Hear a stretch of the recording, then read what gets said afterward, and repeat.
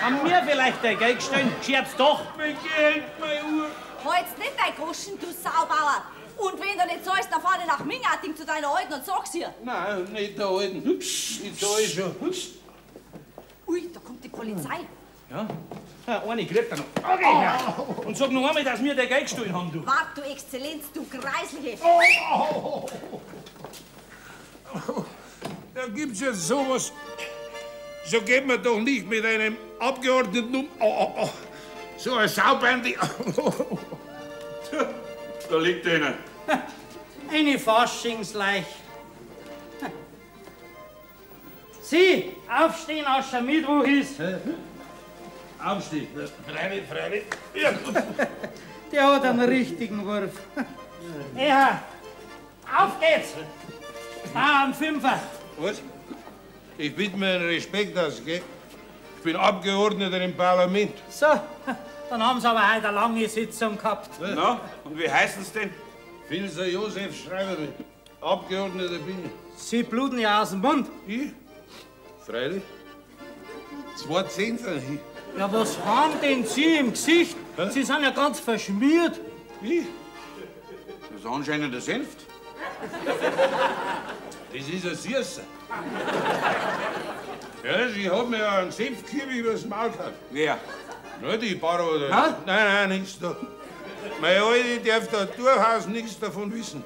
800 Mark, das ist bei ein Haufen Geld. Aha. Da liegt anscheinend ein Diebstahl vor. Hä? Also, Sie heißen Josef Feser. Und was sind's denn? Ja, Herrgott, Abgeordneter bin ich. Im Wahlkreis Minghaften. Ja, heute Nacht. Was? Aber was sind Sie denn sonst, wenn Sie eine Maskerade ausgezogen haben? Ja, legt's mir doch einmal. Was erlauben Sie denn, Haben Sie einen Ausweis? Freilich. Ja. 800 Mark, die Uhr, der Geldbeutel, alles hin. Er ist tatsächlich Abgeordneter. Ja, gibt's denn Vorsicht! sowas? Das kann uns die Stellung kosten. Ich danke Ihnen vielmals bestens, Herr Abgeordneter. Entschuldigen Sie, dass wir Sie nicht gleich erkannt haben. Das macht nichts. Glauben Sie es jetzt? Natürlich. Dürfen wir Sie heimbringen, Herr Abgeordneter? Hä? Heim? Ja. Nein, findest du allein. Wo wohnen Sie denn, Herr Abgeordneter? Hier, in einem möblierten Zimmer bei der Frau Amtsrätin. In der Schwandhaler Straße 27. Das Beste ist, wir nehmen ihn auf die Wach mit und dann kann ihn einer der Kollegen heimführen. Ja, besser ist besser, sonst bleibt's an uns hängen, wenn einem so wertvollen Mann was passiert. Ne? Meine Herren, überlassen Sie doch bitte schön den Mann mir. Wieso? Wer sind Sie denn? Ich bin Rechtsanwalt, mein Name ist Ludwig Thoma. Ah, der Herr Dr. Thoma. Jetzt hätte ich Sie gleich gar nicht kennt. Sie sind der bekannte Thomas, Ja, der ist. Ich habe schon was gelesen von Ihnen. So. Hat mir sehr gut gefallen. Gell, das ist wieder was für Sie. Der kommt mir gerade recht. Das ist nämlich ein königlich bayerischer Abgeordneter. Ja. Aber Sie können ganz beruhigt sein, den bringe ich schon richtig unter. Der kommt mir nicht mehr aus. Ja, dann können wir ja gehen. Also, gute Nacht, Herr Doktor. Gute Nacht. Gute Nacht, Herr Abgeordneter. Gute Nacht. Herr Doktor? Nacht, Herr Abgeordneter. Ist schon recht. Schaut, dass es weiterkommt. So, und wir zwei, wir gehen jetzt schön langsam und gemütlich miteinander heim, gell? Rechtsanwalt sind Sie. Ja. Ich schreibe mir Filzer Josef, königlich bayerischer Abgeordneter. So, dann geh nur mit mir, mein lieber Filzer Josef. Aus dir mache ich noch ganz was Eigenes, du königlich bayerischer Abgeordneter. Ja.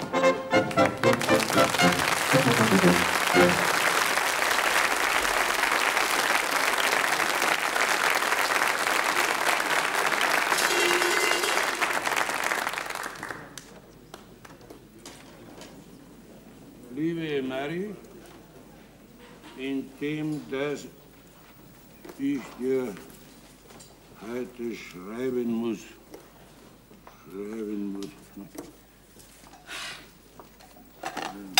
Guten Morgen. Grüß Gott, Frau. Gut schauen Sie aus. Ja, ich bin heute Nacht beim Heimgehen ausgerutscht und da habe ich ein bisschen angestoßen. So, da haben Sie sich scheint's Ihren Magen auch ein bisschen angestoßen, ne? An Morgen? Warum? Ja, tun's doch nicht so unschuldig. Schauen Sie doch einmal hinaus aufs Treppenhaus. Eine solche Sauerei. Ja, meinen denn Sie, dass ich den Dreck wegputze? Na, da müssen Sie sich schon andere suchen. Da ist mir nichts bekannt. Ach, da ist Ihnen nichts bekannt. Die ganze Treppen haben's vollgesaut, dass das wissen. Ah, feine Vertreter haben wir drin in unserer Regierung. Die tun's nicht so. Ein Mann wird auch schon manchmal einen Rausch gehabt haben. Also das verbitte ich mir. Mein Mann selig, das ist ja Gott sei Dank ein ganz anderer Mann gewesen, als wie Sie einer sind. So. Ja. Ja, das hat's ja gar nicht gegeben, dass der einen Rausch heimgebracht hat. Und wenn er einen Rausch gehabt hat, gell, dann ist ihm nicht schlecht worden. Ja, und wenn ihm schlecht worden ist, dann ist nichts auf der Treppe passiert. Aber gespielt, ich mein, schlecht worden ist ja mal, gell? Ach was, aber nicht so wie Ihnen.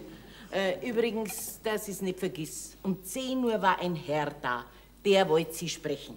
Herr, Ja, was der Rechtsanwalt Thoma? Rechtsanwalt Thoma? Na, den kenne ich nicht. Ja, der hat gesagt, dass er heute zu mir kommt. Ja, was haben denn Sie mit dem Rechtsanwalt zu tun? Ja, nix, so halt, nicht? Aha. Was ist denn der andere, der da war, Ming? Na, das weiß ich doch nicht. Jetzt schauen Sie nur grad, dass Sie sich einmal ordentlich anziehen. Freilich, wenn man besoffen heimkommt und dann auf die Herrgott, Treppen... jetzt hörst du doch mal auf. Ist ja wahr, auch. Aber das eine sage ich Ihnen. Wenn Ihre Frau wieder einmal nach München reinkommt, dann werde ich ihr sagen, was für einen sauberen Gemahl das sie hat. Ah, es wird vielleicht schon sein, der Herr. Ja, Herrschaft, richten Sie sich doch ein bisschen leer. Ah. Oh.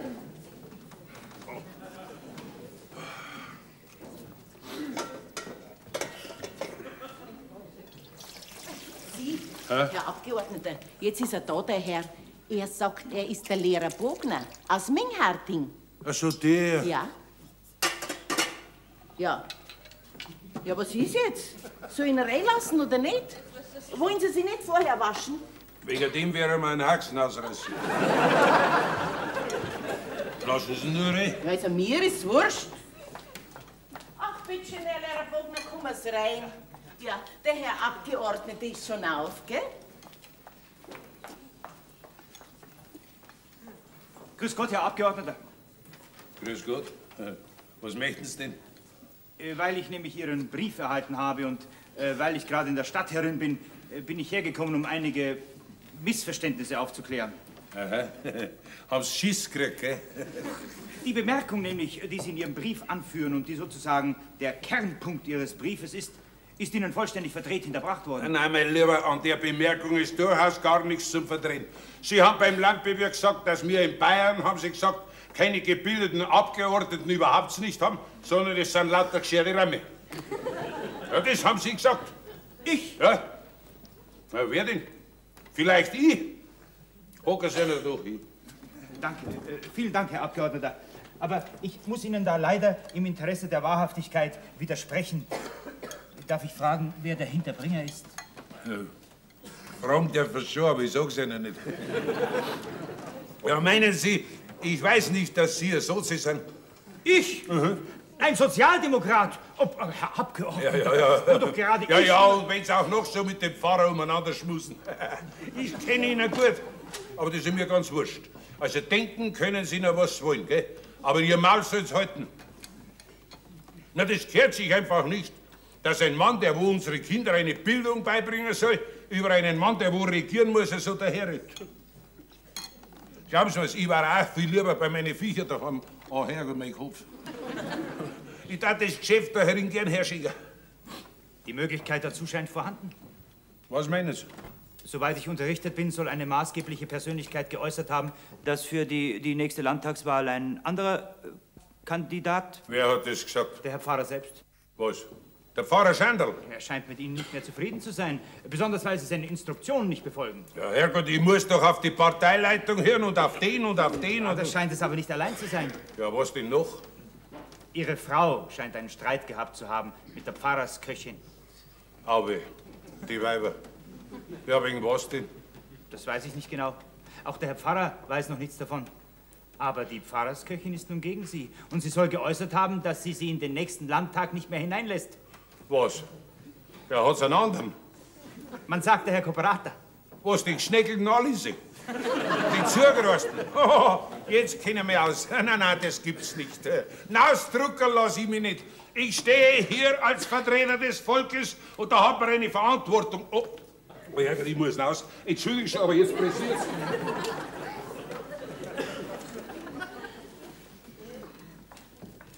Ach, entschuldigen schon, aber ja, ich möchte gerade das Kaffeegeschirr holen. Ja, wo ist er denn, der Herr Abgeordnete? Hä? Der hat sehr schnell einmal hinaus müssen. So hinaus hat er müssen. Ja, das kommt davon. Was kommt davon? Was kommt von was davon?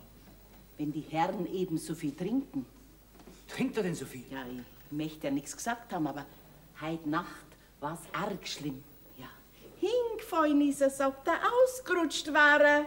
Tja, ja, das kommt schnell einmal vor, dass einer in der Stadtherrin ausrutscht. Mein Gott, Herr Lehrer, manchmal bin ich direkt ein bisschen traurig. Warum? Weil er so viele Räusche hat. Ach, das, wenn's bloß wäre. Nein, ich schäme mich ja fast, darüber zu sprechen. Aber von einem verheirateten Mann habe ich das ja nie gedacht. Ja, was ist das denn? Haben Sie Beweise? Ja, freilich habe ich Beweise, Mannes, dass ich sonst so daherreden tät. Na, wissen Sie, ich habe einen Brief gelesen. Einen Brief? An ihn. Aber gell, Sie sagen nichts. Es ist ja sonst Nein. gar nicht meine Art, fremde Briefe zu lesen. Aber wie ich neulich da im Zimmer aufgeräumt habe, wissen Sie, da ist dieser Brief ganz offen dagelegen. Was ist denn da drin gestanden in diesem Brief? Der Brief war von einer Baronesse, Von einer Baronesse? die wo der Herr Abgeordnete verführt hat. Ja, das muss sogar eine ganz junge Baronesse sein, weil sie geschrieben hat, dass er ihr ihre Mädchenblüte geraubt hat. Mädchenblüte. Und dass ihr Vater, der alte Baron, sie verstoßt und enterbt, wenn er was davon erfahrt. Und das Allerschlimmste, Herr Lehrer, ist ja, dass sie ein Kind kriegt. Ein Kind? Ja. Von ihm. Sie hat geschrieben, dass er sich Mutter fühlt. Und wenn er ihr kein Geld nicht gibt, dann kommt sie ins Unglück. Aber wenn er ihr 800 Mark zahlt, dann fährt sie auf Amerika um und entbindet in der Wildnis. Das ist ja ungeheuerlich. Das kann ich ja gar nicht glauben. Doch, das soll schon so sein. Nicht umsonst hat der heute den Rechtsanwalt herbestellt. Was denn? Er hat einen Rechtsanwalt herbestellt. Ja, einen Rechtsanwalt namens Thoma. Den Ludwig Thoma? Ja. Und das wird ja immer schöner. Jetzt kommt er schon, gell? Sie sagen kein Sterbensviertel. Nein. Ach, der Herr Abgeordnete. Ja, da sind Sie ja wieder, gell? Ja, ich habe dem Herrn Lehrer Boger bloß ein bisschen Gesellschaft geleistet. So. Ja. Ja, Sie müssen schon entschuldigen, Herr Lehrer, aber ich bin schon seit ein paar Tagen nicht gut beieinander mit dem Magen. Wissen Sie, das Fressen da herin in der Stadt, das passt mir gar nicht. Ja, ich darf mich jetzt wieder verabschieden, Herr Abgeordneter, und nicht wahr, diese Geschichte... Ja, das ist schon erledigt. Ja. Wissen Sie, so bin ich nicht, dass ich da lang rumtue. Ich sage halt meine Meinung und dann ist schon wieder vorbei. Ja, vielen Dank, Herr Abgeordneter. Auf Wiedersehen. Ja, für den gut, Herr Lehrer.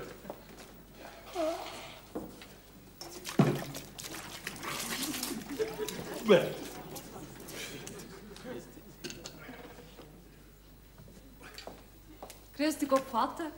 Ja, Froni, ja, wo kommst denn du her? Von daheim? Die Mutter hat mich reingeschickt. Allerhand Zeug muss ich kaufen. Ja, Ja, Vater, wie schaust denn du aus? wie denn? Kreisli. Ja. Hast Kraft? Ich red doch nicht so saudumm daher. Ausgerutscht bin ich, hingefallen. Ah, drum. Was drum? Frau Amitsreiter hat gerade gesagt, mei, du wärst schauen, hat's gesagt, wie dein Vater sauber ausschaut. So. Ja, und hat sonst noch was gesagt? Na was? Ja. Nein. Mei, du, die hat sich gefreut. Warum? Aber weil ich ein Stückel Reicherts mitgebracht hab und ein Pfund Butter. Oh, das hätt's nicht gebraucht. Die Mutter hat mir's aber gegeben für sie. Und hat gesagt, die kann's brauchen, hat's gesagt. Und die verdienst's, was dich die ganze Zeit auf dem Knack hat's gesagt. So, hat's gesagt. Ja. Ja, und noch was hat's gesagt. Noch was? Ja, du sollst mir Geld geben. Geld, so was? Zum Einkaufen halt. Und weißt, was noch gesagt hat? Ja. Jetzt darfst du mir aber nicht schimpfen. Seng möcht's dir mal, wie's du regierst. Und ob's da keinen Dümmer nicht gefunden haben. Jetzt halt's aber den Mai, gell? Na ja, das hat die Mutter gesagt. Ja, Die die soll sich doch um ihre Sache bekümmern, wenn sie nichts versteht von der Politik. Ich hab Sorgen und Arbeit gerade nur. Bist du jetzt erst aufgestanden? Ja, ich bin ja heute Nacht erst um 4 Uhr heimgekommen. Oh, hast so lang regiert. Ich glaub, du erbleckst mich. He? Aber was ich wissen will, wie steht's denn daheim auf dem Hof? Oh, mei, schlecht. Mutter schimpft den ganzen Tag, dass du nicht da bist. So. Und dass einfach zu viel Arbeit ist ohne die. Aha. Hat die gescheckert die Kuh verworfen. Was? Das Blassel hat wieder nicht aufgenommen vom Landwirt seinen Stier. Ja, ich hab ja doch gesagt, dass dem Landwirt sein Stier viel zu liederlich ist. Ja, warum hat's denn Fichtel sein Stier nicht springen lassen? Sie hat's ja der Mari auch geschafft, dass es zum Fichtel geht. Na also? Aber die Mari, die tut ja grad, was mag. Ja, freilich. Sie hat's mit dem Knecht vom Landwirt, Nein. mit dem Kasper. Na ja, und der ist dann ganz einfach mit dem Sein dahergekommen. Nein. Überhaupt, Mari ist so frech geworden, seit du nicht mehr da bist. Und zugeht tut's in der Nacht in ihrer Kammer. Ja, was du nicht sagst. Mei, du, neulich hat Mutter einen Kasper erwischt. Ja? Der Hund hat beit, Mutter hat ausgeschaut, hat's gesehen, wie der Kasper schon einen Haxen über den Balkon gehabt hat. Nein. Ja, gehst du nicht gleich runter, hat's geschrien. Und er schreit zurück, naja, du weißt es schon. Aber deine Hilfe, wenn ich heimkomme. Aber was ich noch wissen möchte, hast du was gehört, dass die Mutter was gehabt hat mit der Pfarrerskirche? Ja, die sind bes. Warum? Ja, Pfarrerskirchen, die hat gesagt, dass die Mutter recht ein bes Maul hat. Ja, da kannst recht haben. Und dann soll die Mutter was gesagt haben, ich glaub von der Pfarrerskirche und einem Kobrater.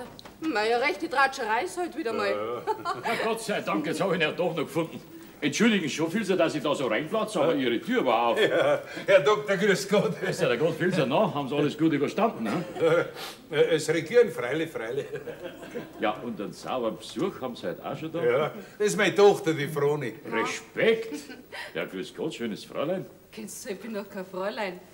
Und dann sage ich halt, grüß Gott, schönes Dirndl, nicht? Ja, grüß Gott, schöner Herr. Haben Sie mal nachgeschaut, was der Vater macht? Ja, aber jetzt muss ich wieder gehen. Ja, wo willst du denn Ja, hin? in die Stadt zum Einkaufen. Ah, und vielleicht einen Hochzeiter suchen, was? Na, da herin, da suche ich mir gewiss keinen. Aha, haben Sie draußen schon einen, ne? Sieh, das heißt mit Leid ausfragen. Mei, mich mag ja keiner. Ja, weil du so eine freche Goschen hast. Das Goscherl? Das Goscherl wäre gar nicht so übel. Sie kennen es noch nicht. Nein, ich tät mich da vor einem Puzzle nicht fürchten. Schade, dass ich kein Bauernbursch bin. Ja, das ist freilich schade. Geh zur Froni, da schau her, da hast du Geld. Geh in die Stadt und kauf ein und ich hab nämlich mit dem Herrn Doktor was zu reden. Ach, so müssen Sie auch regieren. Nein, da bin ich viel zu dumm dazu. So, das sieht man aber gar nicht an. So? Also, Doktor, mit der werden's nicht fertig. Der hat ein Maulwerk wie ein Mühlrad. Ja, ist ja auch kein Wunder als Tochter von einem Abgeordneten. Ne? Ja, das hat's nicht von mir, das hat's schon von der Mutter. Vater. Na, geht's Ja, nur jetzt geh ich ja schon. Grüß Gott, Herr Doktor. Für die Gott, Froni? Ah, eine gute Figur. Ja, die hat's von mir. Die kann ich brauchen. Was sagst du? Frisch, schlagfertig und doch lieb. Ja, was reden Sie denn da, oder? Ja, nix, Filzer, nix. Wissen Sie, ich schreibe gerade an einem Theaterstück und da fällt mir halt manchmal was ein. Ja, ich denke, Rechtsanwalt sind Sie. Ja, auch. Sie, ich hätte nämlich was für einen. So, dann kommen Sie halt einmal auf mein Büro. Auf Ihr Büro? Ja, das können wir doch gleich jetzt. Da. Am Promenadeplatz ist es, hängt schon eine Tafel herassen. Ja, ich hätte bloß eine Frage. Vom Mingharting sind Sie, gell? Ja, wissen Sie, ich hätte bloß eine Frage wegen der Wie Geschichte. viel Tagwerk haben Sie denn da? Ja, 120. Ich war nämlich mit meinem Freund, mit Bechler-Korbi, gell? Das ist unser Posthalter. Ja. Wir waren miteinander auf einem Ball. Und Ist da Holz auch dabei? Ja, aber ich möchte doch was anderes mit Ihnen diskutieren. Ja, ich merk's schon. Aber auf dem Ohr her ist schlecht. Ich habe Ihnen ja gesagt, wo mein Büro ist. Ne? Ja, zu was brauche ich mir ein Büro, wenn wir gerade so schön beieinander sitzen? Sie, jetzt sagen Sie mal, Filzer, haben jetzt Sie eigentlich gar kein Heimweh nach Ihrem Hof? He? Ja, freilich, aber was kannst du machen, wenn du gewählt bist? Wenn das Vaterland ruft? Und das Hofbräuhaus und die Diäten. Nicht? So, meinen Sie? Nein, wir haben für schon Arbeit auch. Ja und Nein sagen, so wie es euch die anderen anschaffen. Gell? Ja, haben jetzt Sie gar keinen Respekt vor unserem Landtag? Vom Landtag schon, aber nicht vor jedem, der drin sitzt. Du zum Beispiel. Du gehörst viel besser auf deinen Hof. Ja, aber der Bauernstand, der muss doch auch drin sitzen, oder? Er sollte mir Landwirt nicht vertreten sein. Doch. Aber da gehört ein bisschen eine Vorbildung dazu. So vom Misthaufen weg geht das nicht. Da stolpert man dann. So wie du. Ja. Ihr müsst zuerst einmal um landwirtschaftliche Schulen kämpfen. Ja, sogar um landwirtschaftliche Hochschulen. Dann könnt ihr ihnen Paroli bieten, den Herren von links und von rechts, von schwarz und rot. So seid ihr doch bloß Marionetten. Ja, aber ich hab doch das schönste Leben da herin in der Stadt. Ich krieg hübscher Geld und ich brauch nicht daheim sein bei meiner Alten. So. Sehen Sie, Durch die Staatsgeschäfte habe ich mehr Ruhe vor dem Drachen. Ja, sagen Sie mal, Finser, wie reden denn Sie eigentlich von Ihrem christkatholischen Eheweib? Hm? Kennen Sie meine Alte? Nein. Seien Sie froh? Nein, ich gehe nicht heim. Die Sitzungsperiode, die dauert noch lang. So? Ja. Meinen Sie? Ja. Ja, wissen Sie denn das Neueste noch gar nicht? Ja, was denn? Ja, der Landtag ist doch aufgelöst. Wer sagt denn das? Ein Extrablatt ist angeschlagen. Was? Teufel, ich bin aufgelöst. Ja. Aber das ist doch nicht so schlimm. Es sind ja bald wieder Neuwahlen. Ja, das hilft mir doch nichts. Der Pfarrer ist ja gegen mich. Ach, der Schandl. Ja, kennen Sie den? Ja, freilich, ja gut auch noch. Der steht schon lang drin in meinem Notizbuch. So, ja. Sind Sie in Minghärting bekannt? Natürlich. Ich hab doch da draußen meine Jagd ganz in der Nähe. So. Ja, also, Herrgott, dann ist ja wieder aus mit dem schönen Leben. Ja, dann muss ich wieder heim. Mhm. Jetzt muss er wieder heim, der Herr Abgeordnete. Ja, da steigt er dann aus am Bahnhof. Dann geht er beim Müller vorbei und das kleine Birkenstraßerl runter durchs Moos. Durchs Moos. Dann wird's ihm heiß. Oh, und ein bisschen Schiss hat er auch vor seiner Alten. Ja, und nicht wenig. Darum geht er auch noch nicht gleich heim. Nein. Sondern trinkt zuerst noch eine Masse auf der Post, in der Lauben vor dem Haus, wo unsere Alte nicht sieht. Nein, da sieht's mich nicht. Und dann kommt der Pfarrer Schandl vorbei. Ja, Herrgott, woher wissen Sie denn das alles? Und dann kommt vielleicht der Wirt raus und sagt... Ja, da bist ja! Du Bazi, du Hundsheiterner, ha? Das ist er ja, der Korvi. Also, wenn man einen Teufel nennt, kommt er grinnt. Ja, deinen unverschämten Brief hab ich gekriegt. Weißt du, was das ist? Du Bauern, du Scheinheiliger. Das ist eine Erpressung, mein Lieber. Wo ein anderer Lump dafür Expert wird. Korvi, lass mich aus. Ja, siehst du denn nicht, dass ich einen Besuch hab? Du, das ist für ein Advokat. So, ein Advokat ist der Herr. Ja, na ist ja so recht nicht. Aber entschuldigen Sie schon, das ist nämlich ein ganz großer Spitzbär. Was hat er denn angestellt? Einen Brief hat er mir geschrieben, dass ihm der heilige Josef erschienen ist. Ja, und dass ich ihm 800 Mark zahlen müsste, weil die Schlamper Baronesse ein Kind kriegt. Und wenn ich es ihm nicht zahle, dann sagt das nämlich meiner Alten, dass wir zwei auf dem Faschingsball waren. Aber komm mal heim, mein Lieber, nach Minghärting. Der Ochsenfissel, der ist schon hergerichtet, gell? Aber ich bin doch unschuldig. Dann darfst denn du, wir haben den Landtag gewählt, damit du deine Reichsscham ziehen kannst und deine Diäten kassieren und einen anständigen Geschäftsmann um 800 Mark erpressen wollen, ha? Da schauen Sie mal her, Popkat. Da, den Brief da, den hat er mal geschrieben. Aha. Da sehen Sie es selber. Lieber Corbinian, denke dir bloß, es ist dir eine Kuh verreckt, die gerade 800 Mark kostet, und zahle mit dem Geld von der verreckten Kuh die Baronesse. Aber nein, mein Lieber, mir ist keine Kuh nicht verreckt, verstehst? Und ich behalte mein Geld. Erstens, ich muss ja zur Metzgerversammlung. Entschuldigen Sie schon, Herr Abdelkar, gell? Aber komm mal daheim nach Minghärting, dann zahle ich dir die 800 Mark im Bar. Aber mit Ochsenfiesel, du Bauern, Spitzkorb, Schallinger, du. Nichts für ungut, Herr Abdelkar, gell? Komm mal rüber, lieber Freund, ich sage dir.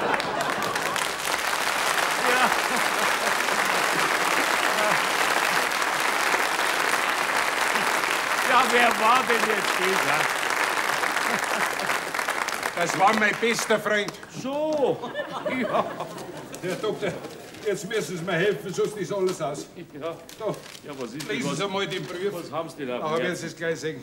An Sie, von wem denn? Der ist von der Baroness.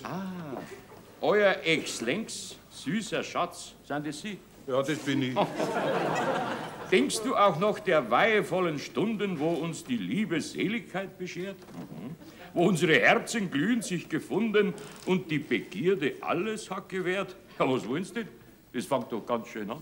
Ja, lesen Sie nur weiter. Ach so. Das ist ja bloß ein Versal am Anfang. Die Hauptsache kommt erst. Ja, zahle die 800 Mark, sonst erfährt alles deine Alte. Ja, was lachen Sie denn da? Ja, Sie, diese Art von Baroness, die kenne ich. Ja, Doktor, können Sie mir da helfen? Ja, freilich, Filzer. Ich packe zusammen, dass sie ihren Adel vergisst. Ja, da verrückt.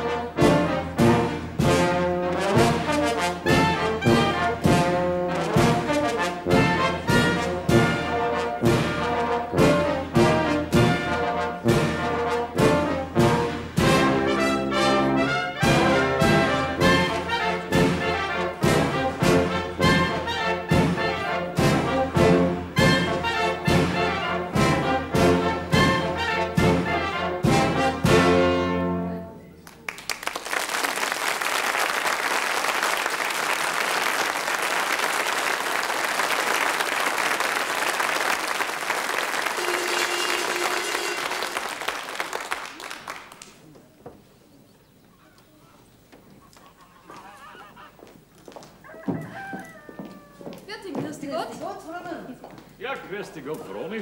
Ah, Herr Doktor, grüß Gott. Jetzt hätten Sie mich beinahe erschreckt. Aha. Hast kein gutes Gewissen, was? Ich kein gutes Gewissen, weil ich doch so brav bin. Ja, wenn du schlafst. Wo kommen denn Sie schon her heute? Nur von der Jagd. Übrigens, ist der Vater daheim? Na, der kommt erst heute aus der Stadt zurück. Warum hätten Sie ihn braucht? Na ja, dann komme ich halt später noch mal vorbei, nicht? Sie, ist das wahr, was Frau Amitzeiter gesagt hat? Was? Dass Sie Geschichten und Theaterstückchen schreiben über uns Bauern. Ah, kannst schon sehen. Na, ist das schwer? Na ja, das Niederlesen ist leichter. Sagen Sie halt gescheit. Ich möchte mal was lesen von Ihnen. Du brauchst doch das nicht lesen, Froni. Warum nicht? Ja, weißt doch, du schon alles weißt. Ah, Sie meinen vielleicht, ich versteh's nicht. Sie bin im Fall gar nicht so dumm. Ich war am Institut bei den Klosterschwestern. Ja, dann bist du freilich gescheit. Sie, wie machen Sie jetzt das? Was? Naja, wenn Sie sowas schreiben. Was kriege ich denn, wenn ich's verrate? Kriegen? Na, ich hab ja nix. Ein Puzzle. Da haben Sie doch nichts davon. Ah, mir hat jetzt schon ausreichen. Jetzt sagen Sie mir's halt, bitteschön. Ja, mei, wie ich das mache? Na, das mache ich wie der Lebzeiter in Dachau. Wie der Lebzeiter? Freilich. Dann nimm ich ein bisschen Teig oder ein Wachs und mach so Figürl draus. Und wenn sie dann gebacken sind, dann pappe ich ihnen noch ein Gesichtel drauf und ja, dann lasse ich spielen miteinander. Ah, Sie. Wo nehmen Sie denn den Teig her? Den Teig? Okay, den Teig gibt's doch überall. In München, in Dachau, in Mingharding. Das verstehe ich nicht. Pass auf, Froni. Ich erkläre das. Schau her, Froni, das ist zum Beispiel euer Dorfplatz, nicht? Ja? Da hinten, da ist der Pfarrhof, da drüben ist euer Haus. Na, da hinten, da lasse ich jetzt gleich mal einen Pfarrer rauskommen und einen Kobrater, die schrien miteinander. Dann kommt dein Vater dazu, der kommt gerade von der Bahn. Dann sieht ihn deine Mutter und schreibt beim Fenster raus. Ja, aber das sind doch alles Menschen. Für mich sind's Figürl. Warum machen Sie denn das? Aus Lieb. Aus Lieb? Zu wem? Nein. Zum Dorf, zu den Bauern, zum Pfarrer und zu dir, Froni. Na, verpacken Sie mich vielleicht auch einmal zu so einem Figürl. Kann schon sein. Aber zu einem mit ganz viel Weinberl drin. Aha, so einer sind Sie. Du, Froni. Ja? So eine Hauserin, wie du eine bist, so eine möchte ich mal. Aber Herr Doktor, Sie sind doch sonst so gescheit. Das kann doch gar nicht. Ja, da hast du auch wieder recht. So ein junges Dirndl und so ein alter Hirsch. Aber geh, wer denkt denn so? Na, ich mein's anders. Ein Lebzeiter kann doch nicht sein Figürl heiraten. Nicht? Übrigens, Hauserin, habe ich gesagt, von heiraten habe ich mir gar nichts sagen traut. Aber du, dann kannst du mir ja doch wenigstens jetzt das Puzzle geben, das ausgemacht war. Aber nicht da auf der offenen Straße. Was taten denn die Leute sagen? Ach so. Also gut, dann spare ich mir's auf. Ja, Sie kommen schon wieder. Jetzt schießen Sie dabei was Gescheites. Ja, ich glaube, ich hab schon was geschossen. Was? Einen Bock. Was? Nix, Froni, nix. Also, fertig, gut, Dirndl. Das hat er jetzt auf einmal gehabt. Froni? Ja? Du sollst zur Mutter nicht. Ja, ja, ja.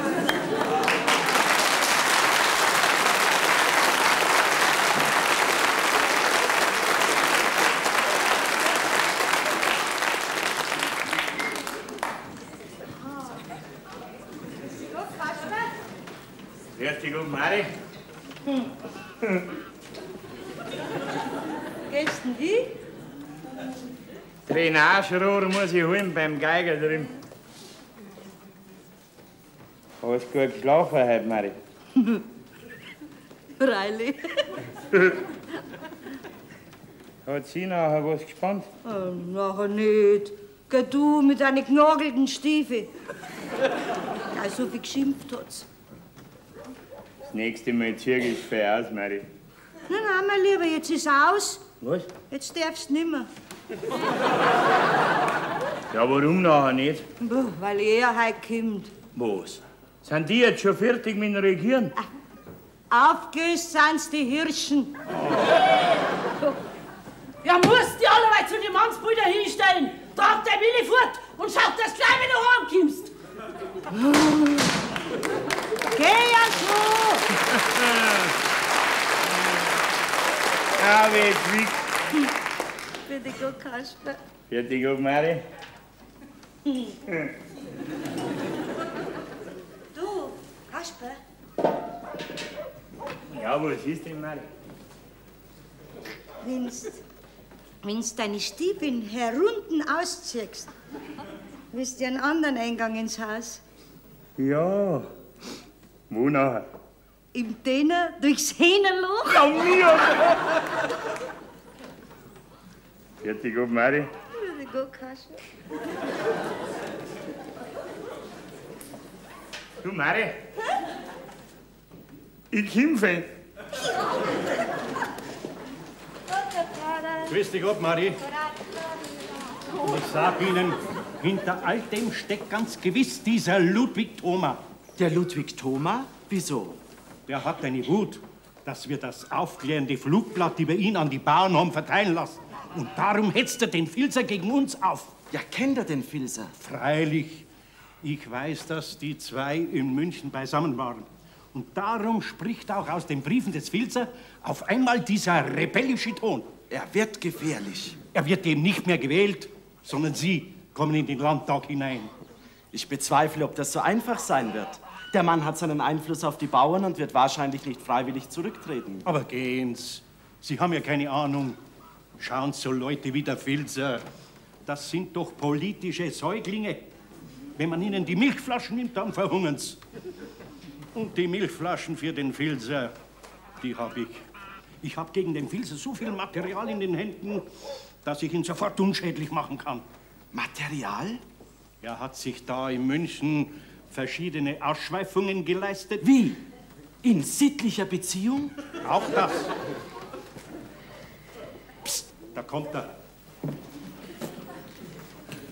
Wir dürfen uns vorläufig nichts merken lassen. Grüß Gott, Herr Pfarrer. Grüß Gott, Herr Kooperator. Ah, grüß Gott, Herr Abgeordneter. Na, sind Sie wieder glücklich da? Ja, jetzt bin ich wieder da. Aber warum gehen Sie denn nicht her zu uns? Ja, weil mir sonst meine alte Sicht. Die wird Sie doch auf alle Fälle sehen. Ja, grüß Gott, Herr Pfarrer. Sie bleiben doch jetzt da. Ja, das schon, aber ich möchte gern zuerst noch ein Maß Bier trinken, gell? Weil ich so viel Durst habe. Und dass mir die Specknädel besser schmecken, die meine Alte heute für mich macht. Schön. Dann kommen Sie heute noch rüber zu mir im Pfarrhof. Ich habe einiges mit Ihnen zu besprechen. Ist schon recht, ich komme nachher schon. Grüß Gott. Grüß Gott, Herr Pfarrer. Grüß Gott, Herr Kooperator. Kommen Sie.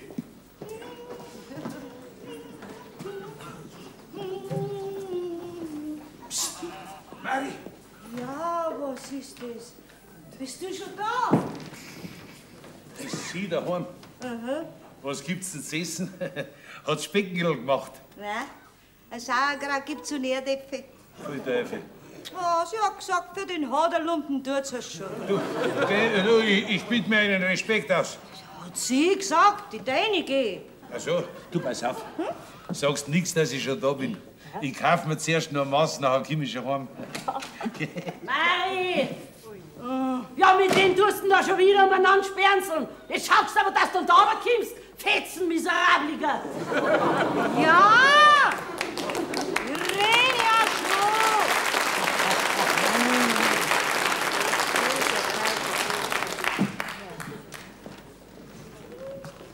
Du bist da.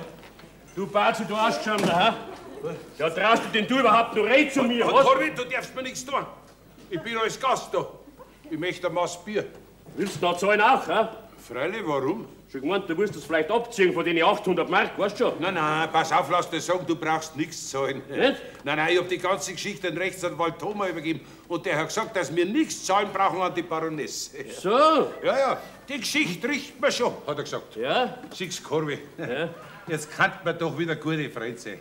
So meinst du? Weißt, beim Beichten war ich auch. Das wirst du auch nicht gehabt haben. Ja. Da wäre da so ein Dreck beieinander gewesen sein, du. Darum bin ich ja zu den Kapuziner gegangen. Aha. Weißt du, die haben die meiste Kraft. Ja, freilich. Du, der Pater Bonifaz, mein Lieber, du, der hat mir meine Seele sauber herbeidelt. So, oder da dein Teufel hinausgehauen, hä? Ja, nicht wenig. Ja, und wie dann meine Seele wieder ganz rein war, dann hat er gesagt, ich soll auch dir verzeihen, was du mir angetan hast in Worten und Werken und freche Prüf.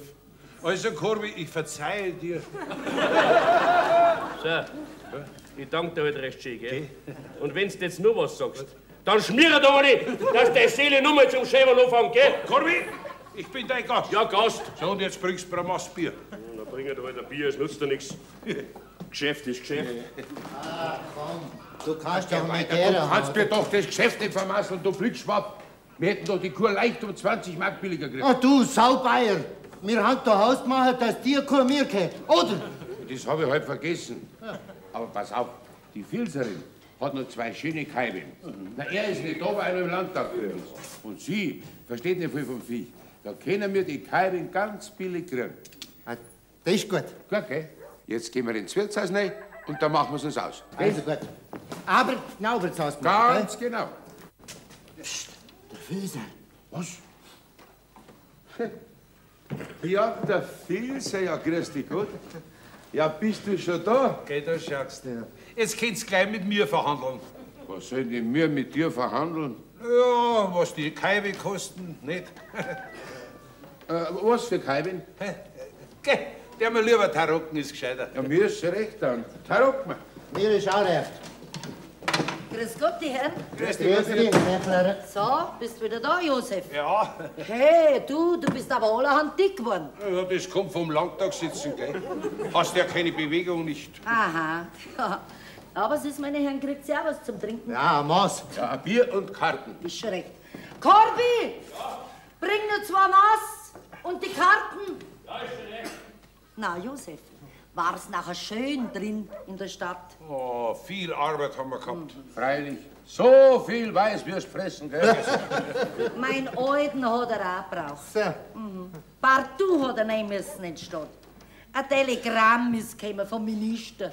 Ja, wegen der Eisenbahn. Ne? Der Minister hat's ja wollen. Ja, den geschlamperten Minister möchte ich kennen. Ja, nachher glaubst du das halt nicht. Ja, ich glaub das schon nicht. Du, sag einmal, und habt ihr da die ganzen 2 Tage nur verhandelt? Freilich. In der Nacht auch? Nein, da haben wir geschlafen. Bei wem denn? Beim Minister. Okay. Na, wart nur. Ich komm euch schon noch hinter eure Schlich, gell? Ja? Ach, kannst mir nicht mit ein paar Zwiefeln aushelfen? Wir sind's ausgegangen. Ja, freilich, Fräulein Kirchen, die können es doch gern haben. Warten Sie ein bisschen. Bring sie einer gleich. Ich warte schon, Dankeschön. Der Scheuchel und der Wolf. Grüß dich, Bächlein. Servus, Peter. Grüß euch. Habt schon Geschäfte gemacht heute, ne? Ja, eine Menge hätten es schon. Aber sie deren lieber Tarocken, haben sie gesagt. So ist die Ehre hat man nicht jeden Tag, dass man mit einem königlich-bayerischen Abgeordneten tarocken darf. Ne? Auf geht's. Wer gibt? Ja, immer wer so saut und fragt. So, Fräulein Kirchen, da haben Sie jetzt Ihre Zwiebeln. Ah, Dankeschön. Sonst, was kochen Sie denn heute gut? Was ganz Einfaches. Ein Zwiebelfleisch. Ja, man darf ja schon gar nichts Besonderes mehr kochen. Da gibt's ja so gemeine Leute, wissen Sie, die müssen das ausspionieren und dann reden sie über einen. Okay, ja, warum? Was hat's denn gegeben? Gleich da drüben wohnt so eine, die ein ganz böses Maulwerk hat. Dabei dürft die vor ihrer eigenen Tür kehren. Ja, da gibt's nämlich Dreckrock nur. Filzerin. Okay, was hat's denn gesagt, hä? Gehen Sie her. Ich will's Ihnen sagen, damit Sie es einmal wissen. Also passen Sie auf. Sie wissen doch, wie mager unser Herr Koprater war, wie er nach Ninghating hergekommen ist. Mein Gott, der hat ja ausgeschaut. So krank und blass. Na ja, Sie haben ihn ja gesehen, ne? Freilich hab ich ihn gesehen. Also wie ein Kasel hat er ausgeschaut. Okay, ja. Ja, schauen Sie, der hat mich so erbarmt. Ja, na, habe ich heute ein bisschen mehr Fleisch einkauft und ein bisschen mehr Eier verbraucht. Und gerade geschmeckt hat's ihm. Der hat gefressen. Was? Gegessen. Ja. Wie wenn er die 7 mageren Jahre in Ägypten mitgemacht hätte. Na ja, Gottlob hat er dann auch ein bisschen zugenommen und ein bisschen Fett angesetzt. Na ja, er hat's ja wirklich brauchen können, nicht? Ja. Ja, sehen Sie, und da gibt's jetzt so gemeine Leute, das wird die Filzerin. Das müssen Sie nicht. Oh, schauen Sie weg, die hat uns gesehen. Was brauchst denn du so auf mich herzogen, ha? Das Gescheiteste ist, man passt gar nicht auf drauf. Was herzogen brauchst auf mich? Ich verbitte mir das, dass Sie mich so anschreien auf der Straße draußen. Dann musst du heute nicht rausstehen auf der Straße. Geh rein in dein Kuchel und pass auf, dass das Essen nicht anbrennt. Sonst schlagt's die geistlichen Herren nicht an. Also das ist eine Unverschämtheit. Also ja, jeder weiß ja schon, was für ein guter Stall der Pfarrhof ist, wo man die Koprater herfuhrt aus christlicher Nächstenliebe.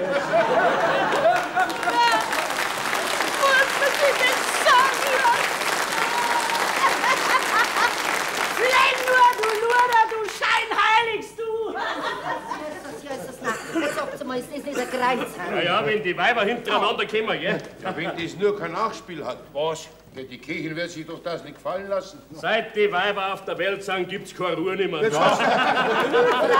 natürlich. Selbstverständlich. Überhaupt, Jacques, dass du an deine Arbeit kommst. Genauso in die Metzgerei, da warst schon lange Kundschaft draußen. Ja, hast gehört? Marsch! Also, du warst mich? Ja, wen denn sonst? Ja, wer ist denn draußen, Weibi? Ich spüre Herz Solo. Halt! Der hat beschissen! Was hab ich? Der hat den Gestalt nicht geschaltet. Jetzt glaube ich schon, dass der Kerl immer gewinnt. So einer bist du. Scheiße, Tadeusz, gib das Geld her. Nein. Das Geld gibt Das ist her. ja nichts wahr.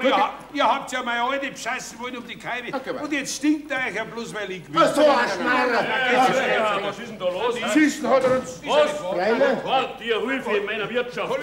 Jetzt musst du sterben, du Luftschächter, Bazi, du Sorry, hör auf, ich bin ein königlicher Abgeordneter. Nicht wahr ist, du bist nur noch ein Privatmensch. Was bin ich? Au! Das ist der Pfarrer, geht's weiter, geht's für. Aber das Geld krieg ich nicht.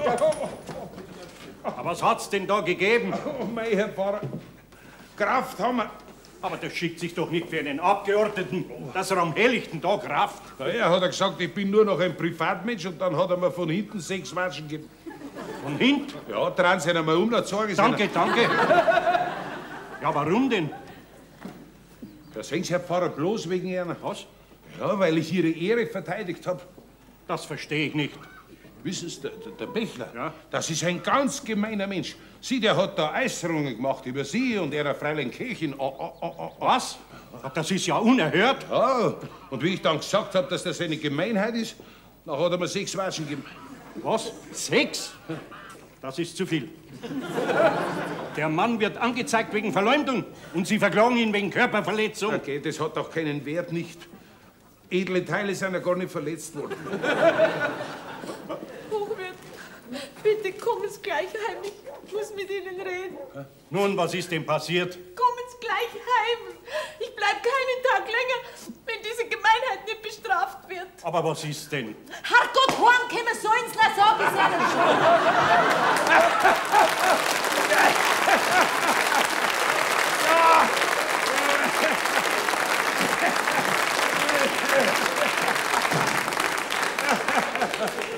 Josef! Erstens mal, Alte. Bist endlich da, du Lump? Gleich kommst drei zu mir.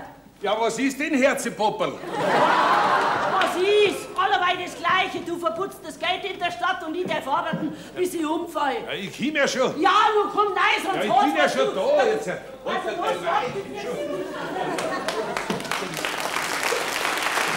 werde aufgestellt den Dienst verlassen, wenn sich diese unverschämte Person nicht entschuldigt.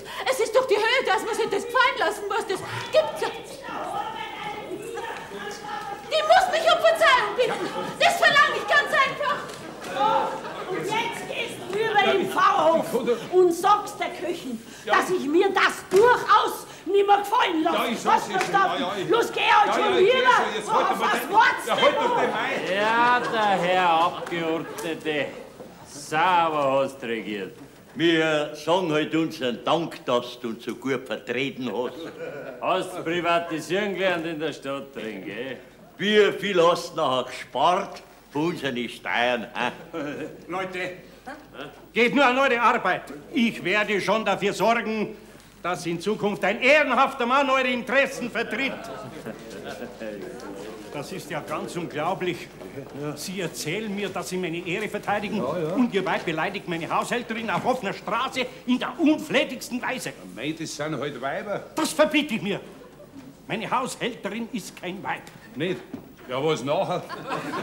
Ihre Seele ist bis ins Tiefste erschüttert. Sie schwimmt in Tränen. Nein. Ich verlange von Ihnen, dass Sie Ihr Weib hierher bringen, damit sie um Entschuldigung bittet. Was? Meine Alte? Ja. Um Entschuldigung bitten? Geh, das tut doch die nie. Da lernen ja Sie eher nur Schuhplatteln. Was? So. Das werden wir ja sehen. Dann sind Sie die längste Zeit Abgeordneter gewesen. Ja, was hat denn das mit mir jetzt da? Ja, Herrgott, ich bin doch nicht der Abgeordnete von Ihrer Kirche. Also das ist Nein, ich bin von unserem Wahlkreis gewählt. Ja, was kümmern denn die zwei Weiber? Lassen Sie es halt einmal zusammen, die zwei. Aber dass meine Alte um Verzeihung bitte, Sie erleben Sie mir, da glaube ich schon eher, dass Ihre Kirche die letzten Haare verliert. Genug! Ich kenne mich jetzt aus. Sie verzichten auf Ihr Mandat oder die Gemeinde erfährt, was für ein schamloses Leben Sie Menschen geführt haben. Wie viel Räusche der saubere Volksvertreter gehabt hat. Oh, Räusche haben andere Leute auch. So, und einer gewissen Bäuerin werde ich erzählen, dass ein gewisser Herr Abgeordneter mit einer Baroness... Oh, Herr Pfarrer, um Gottes Willen, in München, Herr Pfarrer, nein! Das darf ich nicht. Ich will alles tun, was... Ich tue alles, was mir... Aber meine Alte darf nichts erfahren. Ich darf auch nicht erfahren. Was ist jetzt? Mein Lieber, der Schlag ist Kreuzer. Gib's mir grad recht. Elisabeth, du bist ein ganz abscheuliches Ding, gell? Der sollte mir ja zu mit einem glühenden Eisen abbrennen, dir. Was sagst du, Heigein, du Greisliche? Du bist ja so voll Schlechtigkeit, dass man dir ein Odelwasser zum Saufen geben soll. Ja, du deine Katze! Halt dich zurück! Halt dich zurück!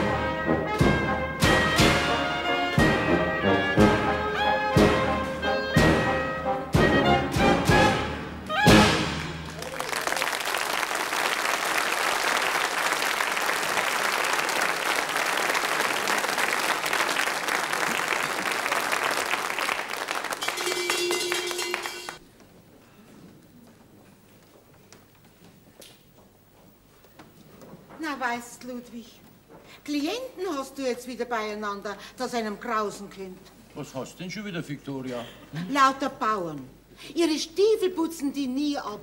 Den ganzen Dreck drungs rein. Du, ich kann mich noch recht gut erinnern, wie ein gewisses Fräulein Viktoria Bröpsel geweint hat, wie wir damals in Dachau unsere Praxis aufgegeben haben. Ja, das hat doch damit nichts zu tun. Doch. In Dachau haben wir nämlich bloß Bauern als Klienten gehabt. Und da war das Fräulein Viktoria immer sehr froh, wenn sie ab und zu mal ein Geckerl oder ein Anten oder von Butter mitgebracht haben. Und da hat sie oft gesagt, mein Gott, hat sie gesagt, unsere Bauern, das sind aber wirklich nette Leute, hat sie gesagt. Das waren auch nettere Leute. Ja, freilich. Weil sie zu dir, Frau Mutter, gesagt haben und dich um alles gefragt haben. Überhaupt warst ja du in Dachau der Rechtsanwalt und nicht ich. Du kannst mich nicht ärgern. Aber du kannst ganz beruhigt sein, Viktoria. Heute kommen noch ganz feine Klienten. So, wer denn? Ja, heute kriegen wir noch einen Baron und eine Baroness. Ja, was? In welcher Sache? In Sachen Filser gegen Baroness. Das ist der Filzer, der schon ein paar Mal da war. Ja, der königlich-bayerische Abgeordnete. Aber für dich ist das ja auch bloß so ein Bauer mit drückenden Stiefeln. Nicht? Jedenfalls habe ich mir unter einem Abgeordneten was anderes vorgestellt. Viktoria, das gibt noch einmal ganz was Besonderes. Du und eine Tochter hat der, sage ich dir. Also sowas Nettes hast du überhaupt noch nicht gesehen. Ja, ja. Die Froni, von der hast du mir doch schon erzählt. Ja, die Froni. Du, die Froni, also ich weiß gar nicht, wie ich sagen soll. Die Froni, das ist für mich das bayerische Madel an sich. Oh, mein Dichter. Frisch, gesund, lustig, schlagfertig, intelligent. Mein Gott, was denn noch alles? Hoffentlich ist sie auch anständig. Ja, fast ein bisschen zu anständig. Ach, und dabei bildhübsch. Aha. Drum fährst jetzt so oft nach Minghard hinaus. Mhm. Na, gell. Ich muss doch wegen dem alten Haus. Und außerdem habe ich da meine Jagd da draußen ganz in der Nähe. Ne? Um Gottes Willen, Ludwig, mach bloß keine Dummheit. Du, ich sag dir, die Froni wäre eine Dummheit wert. Weißt, Ludwig, ich wenn du wär, ich tät schauen, dass ich Anschluss bekäme an feinere Leute. Ja, damit du Karriere machst und ein berühmter Anwalt wirst. Geh, Victoria, schau, ich möchte doch ganz was anderes. Mein Gott, was denn? Puppen sammeln. Ja. Und damit spielen. Hä? Mhm. Dir red halt gescheit, was willst denn? Du weißt doch, Victoria, ich schreibe gerade an einem Theaterstück, an einem Lustspiel. Und wenn das was wird, dann hänge ich die ganze Rechtsanwalterei an den Nagel, dann kaufen wir uns einen kleinen Hof in der Riss oder am Tegernsee. Ja, in der Riss, Ludwig. Jetzt hat's gleich. Aha, das werden sie jetzt wahrscheinlich schon sein. Wer denn? Ja, der Baron und die Baroness, dass du das richtig behandelst, diese feinen Leute, gell? Aber Ludwig, sowas brauchst doch mir nicht sagen. So, jetzt schauen wir doch mal, was mit denen 800 Mark wird. Ja, ist das aber eine Überraschung. Gewinnst du auch so eine Freude. Du Ludwig, wer meinst, wer da ist, du glaubst es nicht. Ja, wer denn? Unser geistlicher Rat. Was? Der Rat Hefter? Ja. Ja, jetzt Ja, sowas. der ist. Kennt ihr Chance, dass ich mir reintraue in die Höhle des Löwen? Ja, da schau her, der Herr Rat. Ja, grüß ja, der Gott. Grüß ja, der Gott, Also, mein das Lieber. ist wirklich eine nette Überraschung. Ich hab mir gedacht, jetzt muss ich mal persönlich nachschauen, was er macht, der Lumpe OC von Erna. Hört und liest werden ja schöne Sachen. Sagen Sie mal, Frau Victoria, dass Sie eigentlich sowas zulassen? Auf mich hört er ja nicht. Reden nur Sie mir mal ins Gewissen. Ja, bekommen tut Sie anscheinend ganz gut, die Lumperei. Schauen Sie mal an, ein Bauch ist auch schon da. Naja, es ist ja gar kein Wunder, wenn man jeden Tag zum Frühstück schon am Pfarrer verspeist. Mit 3 Zentner, gell? Hoppla, so früh habe ich noch lange nicht. Ja, Sie werden ja auch nicht gefressen, nicht? Nicht, das ist sehr nett von Ihnen, deswegen bin ich auch nicht gekommen. Gell, Herr Rat, setzen Sie sich doch hin, bitte. bin so frei. Ja, Kommen da Sie jetzt gerade sitzen vom wir schon. Bahnhof, ja? Direkt. Na, da werden Sie aber einen Durst haben, kann ich mir Und was vorstellen. für ein... Aber bitteschön, Maß wegen mir kann ich umstehen. Ja, da machen wir doch keine Umstände. Wir haben doch alles vor der Haustür. Komm, Victoria, lass 2 Maß Bier holen und 10 Weißwürste. Ja, so viel kann ich nicht essen. Ja, glauben Sie vielleicht, ich mag keinen. Und 6 Brezen soll es die mitbringen, gell? Und sie soll sich ein bisschen schicken, dass das Bier nicht wieder lack wird. Ja. Und dass sie sich nicht wieder so alte Brezen aufhängen lässt, gell? Ja. Und du deckst dann drüben im Speisezimmer. Ich meine, mit so einem hohen Gast kann man ja schließlich nicht am Schreibtisch dinieren, nicht? Ja, rechte Sprichmacher. Ich weiß doch schließlich, was sich gehört, Ja, Ludwig. natürlich, jetzt geht er zu. Also, Herr Rat, es freut mich wirklich, dass Sie wieder einmal zu uns gekommen sind. Ja, also, mein lieber Dr. Thoma, ich bin nicht bloß zum Vergnügen zu einer gekommen. Nein, nein. Was? Ich habe auch was Geschäftiges mit Ihnen zu besprechen. Okay. Da passen Sie mal auf. Also, der Filzer hat mir geschrieben, einen Brief, ja, mit einem Stil, mit einer Orthographie. Ja, dem seine Brief kenne ich. Ja, eben. Also, jetzt überworfen mit dem Pfarrer Schandl, das wisst man ja. Und nun hätte er mich gebeten, ob ich ihm nicht behilflich sein könnte, dass er wieder aufgestellt wird als Kandidat für den Landtag. Und das ist gar nicht so einfach. Der Pfarrer Schandl hatte mich ein Schreiben über den Filzer an alle Geistlichen im Kreis geschickt, dass er ein schlechter Sohn der Kirche ist und dass er unter einem schlechten Einfluss steht. Und wissen Sie, wer dieser schlechte Einfluss ist? Nein. Das sind Sie. Ja, jetzt wird's recht. Naja, das Flugblatt, was über Sie rauskommt, das werden Sie erkennen. Ja, das kenne ich. Also, da steckt auch der Schandl dahinter. So, der Schandl. Mit dem, meine ich, werde ich doch einmal noch was auszufechten Ah, haben. gegen den Kinder schwer was machen. So, meines. Ja. Na, das werden wir ja sehen. Schauen Sie, Herr Rat, der Filzer zum Beispiel. Das war doch ein fleißiger, braver Bauer, der seinen Hof in Schuss gehabt hat. Jawohl. Aber der Schandl, der hat ihn rausgerissen aus seinem Boden und aus seiner Arbeit und hat ihn vor seinen Parteiwagen gespannt. Bloß weil er ihn brauchen noch können. Na, und jetzt, wo er ihn nicht mehr brauchen kann, jetzt schmeißt er ihn weg. Ich weiß schon, Herr Doktor. Unseren Bauern fällt ihm die Vorbildung zur Politik, aber ich sage Ihnen, was mir persönlich ist das ganz wurscht, ob der Filzer im Landtag drin hockt oder der Meier oder der Huber, das ist mir ganz gleich. Ich bin nur dagegen, dass Geistliche in den Landtag hineinkommen. Was? Besonders die Jungen, die kehren nicht rein. Ja, da schau her, hört. Wenn sich die richtig um ihre Gemeinden kümmern, dann haben sie Arbeit genug. Und weil ich nicht will, dass dieser junge Koprater da in den Landtag reinkommt, deswegen und bloß deswegen will ich dem Filzer helfen. Ja, jetzt sowas. Wollen Sie vielleicht gar auf einer Wahlversammlung reden? Ne? Na, um Gottes Willen. Ja, mir weiß nur. Herr Doktor, Sie wissen ganz genau, mit Zeit meines Lebens nicht um Politik gekümmert. So bin ich ja gleich zu Ihnen gekommen. Ist doch ganz klar. Nicht? Also, ich meine, weil ich sein Rechtsanwalt bin. Deswegen, weil Sie sein Rechtsanwalt Ja, sind. ja. Sie haben mich ganz genau... Sie haben mich fest lachen müssen. Ja, hab ich lachen müssen. Stellen Sie sich vor, dass ausgerechnet Sie einen Landtagsabgeordneten vom Zentrum. Zentrum als Klienten haben. Sagen Sie mir, wie sind Sie da dazugekommen? Das ist ein Vierakter für sich, das erzähle ich Ihnen dann bei der Weißwürst. Ja. Aber was wollen Sie denn jetzt tun für einen Pilser? Hm? Ja, mein Gott, die haben einen ziemlichen Einfluss da oben da und so. Und da kann man dann, wissen Sie, die Schreibereien vom Schandl ein bisschen niedriger halten. Sie mir voll gut was sagen. Am gescheitesten war, wenn der Filzer hergegangen und da gleich einen Brief schreiben, ein Bischof, der hat ein bisschen aufklären über die ganzen Verhältnisse, nicht draußen am Land, das Kirchen regiert und so weiter und so weiter. Wissen Sie, der Schandl ist nicht so gut angeschrieben da drum. Nein, der hätte da schon so einen Teiter kriegen. So.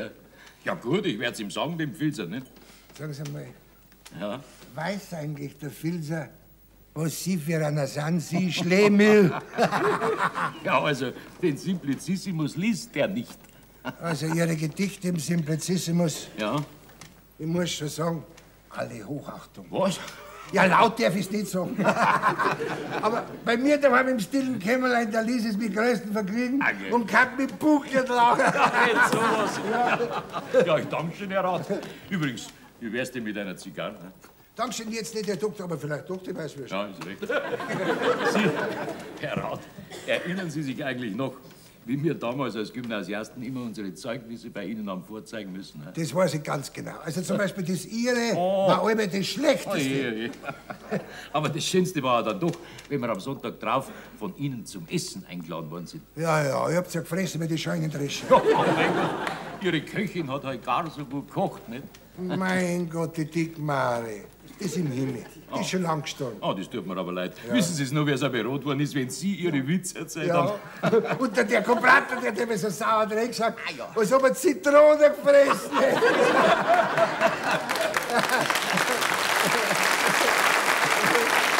Das war doch der aus Köln, nicht? Ja.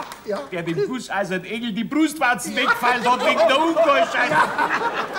Freile, der Tutenpfeiler.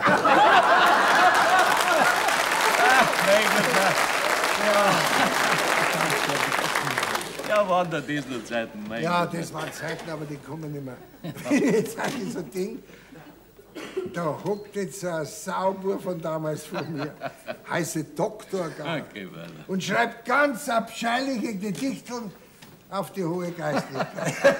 Ja, aber bitte, Viktoria, es hat Weißwürst jetzt da, ja. Ja, es ist schon alles Gericht drüben. Du, aber da sind ein paar draußen, von denen ich könnte mit dir recht fürchten. Die sagen, die sind Herbststellen. Ja, das werden Sie jetzt wahrscheinlich sein. Wer? Ja, der Baron und die Baronesse. Was für ein Baron? Der vom 3. Akt, Herr Rat. Was? Ja, das erzähle ich Ihnen auch bei den Weißwürsten. Kommt, Viktoria, fürs Rein. Ich stoße bloß noch mit dem Herrn Rat an und esse ein paar Weißwürste, dann komme ich gleich. Bitte schön, Herr Rat. Ja, dann geht's bin schon los, so bitte. frei. Das soll ein Baron sein. Kommen Sie rein. Moment. Der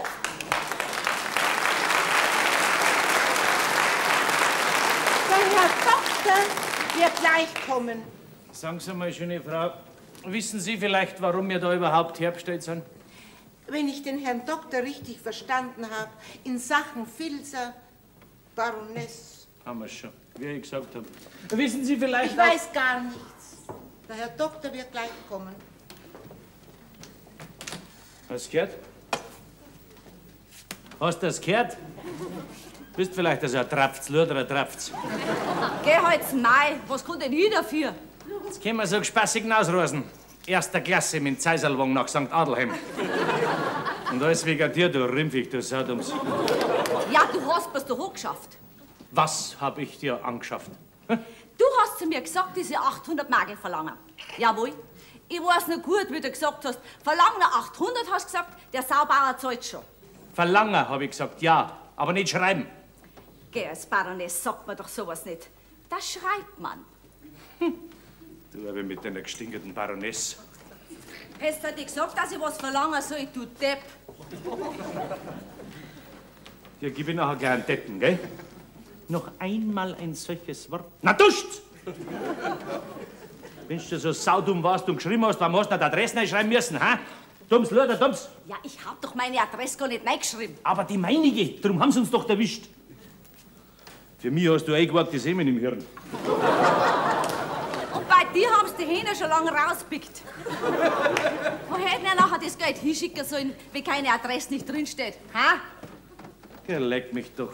Ja. Was tun wir denn jetzt? Ja, liegen. Lieren? Was merkst du denn da lieren? Meinst du, der spannt es nicht, dass du keine Baroness nicht bist? Warum? Das ist nicht gesagt. Na, siehst du auch, ja. Eine Senfkiebe-Baroness. Aha. Grüß Gott. Herr Doktor, habe die Ehre. Ja. Da setzen Sie sich hin. Ja, komm. Setzen, habe ich gesagt. Ja, ja, vielleicht sind Sie so freundlich und holen sich den Stuhl da hinten. Ja. Sehr liebenswürdig. Sie wissen wahrscheinlich, warum ich Sie herbestellt habe, ja? Ja, das heißt, wir vermuten es. Genau wissen tun wir es nicht. So, dann werde ich es Ihnen jetzt gleich einmal sagen, Herr Baron. Und Sie sind die Baroness von... Ja, ich bin... no. Na, das ist ja nicht wahr, Herr Rechtsanwalt. Sie ist keine Baronesse nicht. Das war bloß ein Spaß. Wie ist denn dann Ihr richtiger Name? Hm? Crescentia Huber. Ja, Hubert sind Sie da, schau her. Und Ihr Beruf? Aushilfskellnerin. Mhm. Und Sie sind der Xaver Schützinger, ja? Jawohl, der bin ich. Ich habe mit der ganzen Sache nichts zu tun, indem dass ich gar nicht mit dabei war. Moment einmal. Was haben denn Sie für einen Beruf? Ich bin Gelegenheitsarbeiter. Hab leider momentan keine Gelegenheit. So. Sind Sie mit der da verwandt? Ja, ist mein Verhältnis. Ich bin seine Braut. Der schneid ab, Braut.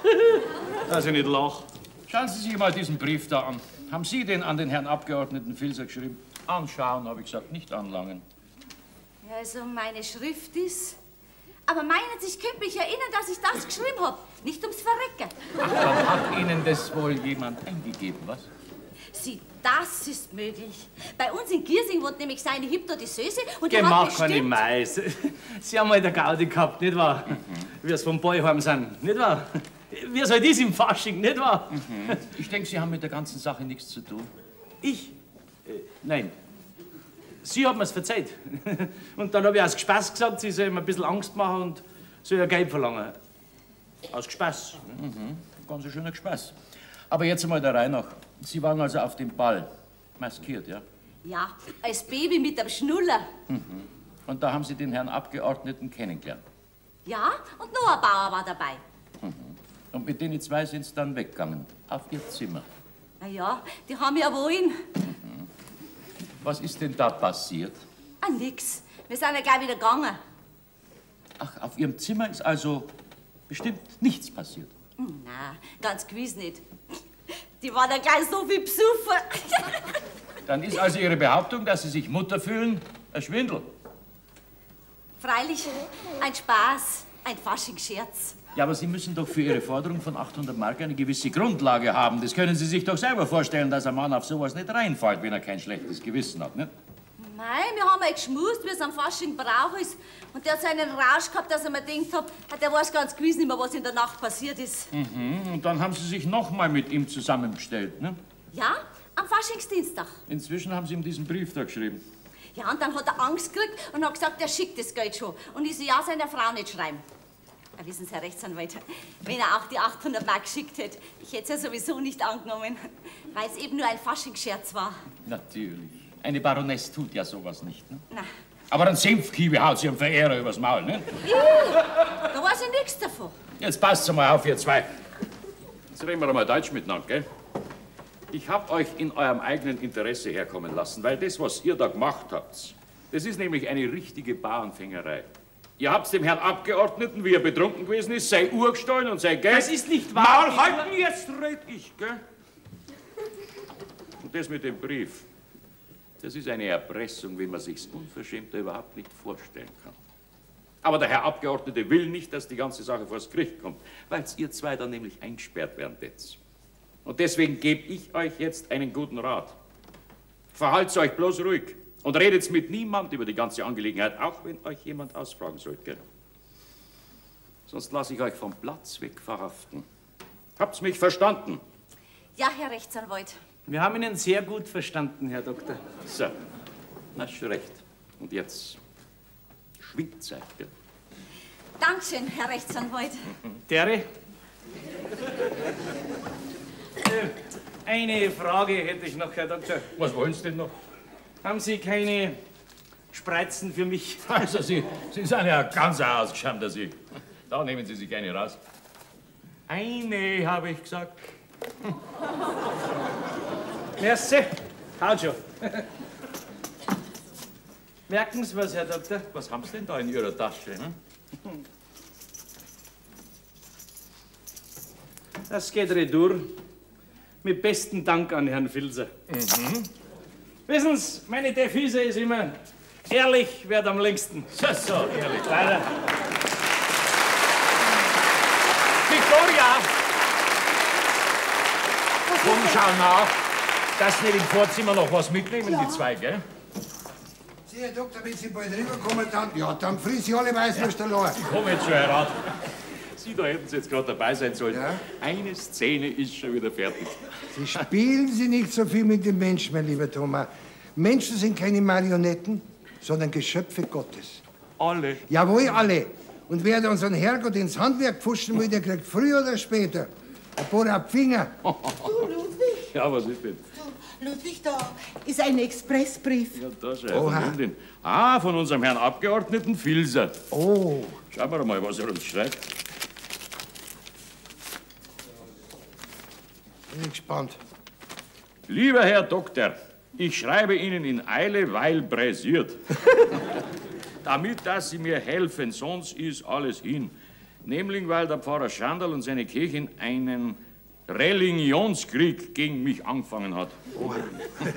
Ich soll nicht mehr im Parlament, sondern der geschnäckelte Alise. Das ist der Kobrater. Und heute ist Wahlversammlung in Mingharding in der Post und will der Herr Pfarrer Selm reden gegen mich. Und er hat gesagt, er sagt's meiner alten Zwing der Baroness. Auwe. Alle sind's gegen mich und drum müssen Sie kommen und mir helfen. Ihr lieber Josef, kenne ich bei Postskriptum.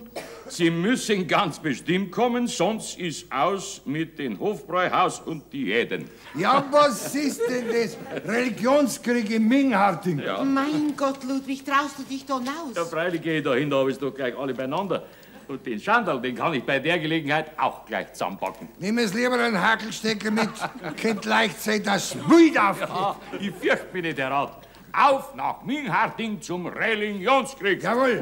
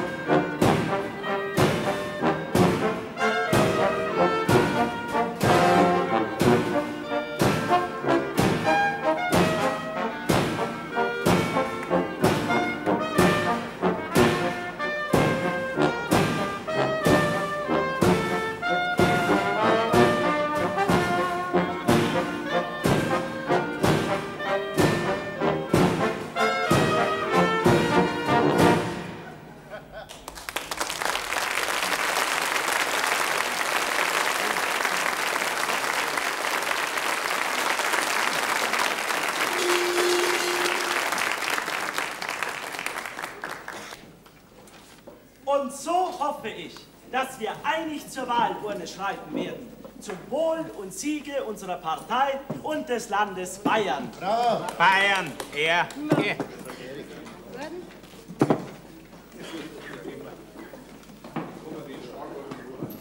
Bravo, Herr Kobrater. Ganz ausgezeichnet. Bitte schön. Wir danken dem Herrn Vetter für seine Ausführungen. Es folgt jetzt eine kleine Pause und dann kommt die Diskussion. Als erster Redner hat sich gemeldet der ehemalige Landtagsabgeordnete Josef Filzer. Es sind Würstchen eingelegt. Freilich, das sind doch schon lange heiß. Du, pass auf, lass dich für ja gleich zahlen. Okay? Nein, also da kommt mir gar keiner aus. Da, 6 Bierzeichen. Ja, tu das nicht. Ja, ist schon gut. Ja, was sagt's noch? Wo denn? Schön hat er geredet, unser Herr Kobrator, ha? Na ja, schon, aber er ist halt dazugerast, gell? So nah Menschen. Aber der Filzer, Mann, der wird sich halt tun, ha? Ja, aber aufs Maul ist der auch gefallen. Nein, gewiss nicht. Wenn er nur wieder gewählt werden darf. Nein, Mari, dann hätten wir es wieder schön, gell?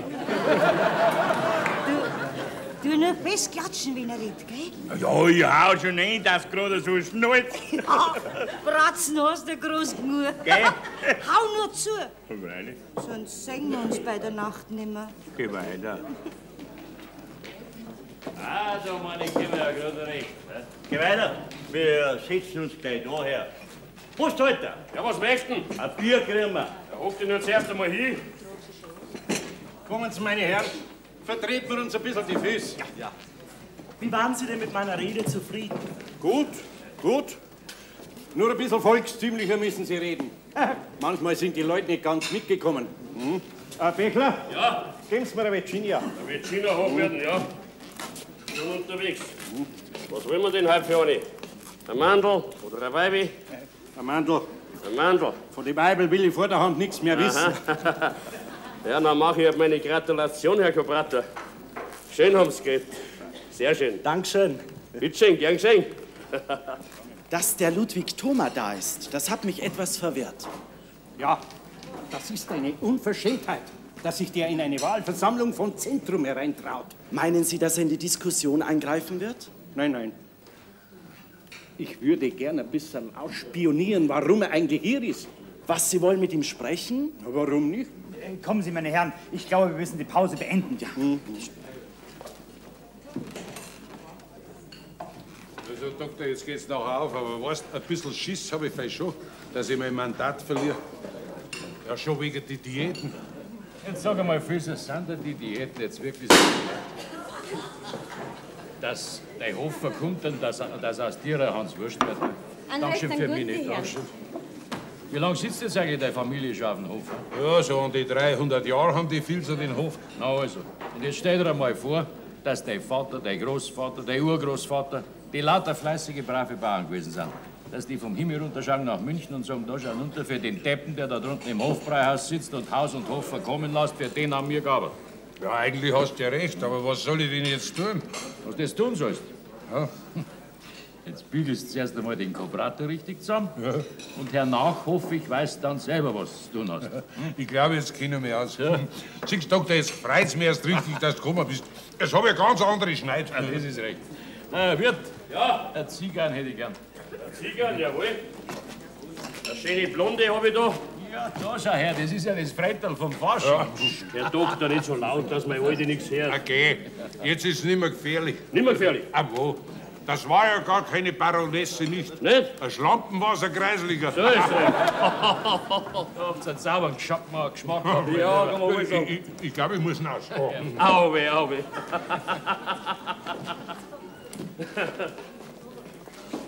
Na, Herr Doktor?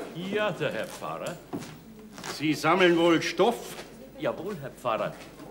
Zündstoff. So? Das ist aber gefährlich. Für mich nicht. Meinen Sie? Man kann nie wissen, wo die Ladung hinausgeht. Ah, die geht schon richtig hinaus. Wenn aber die andere Seite auch schießt, dann kracht's umso besser. Wär's nicht besser, wenn überhaupt nicht geschossen würde?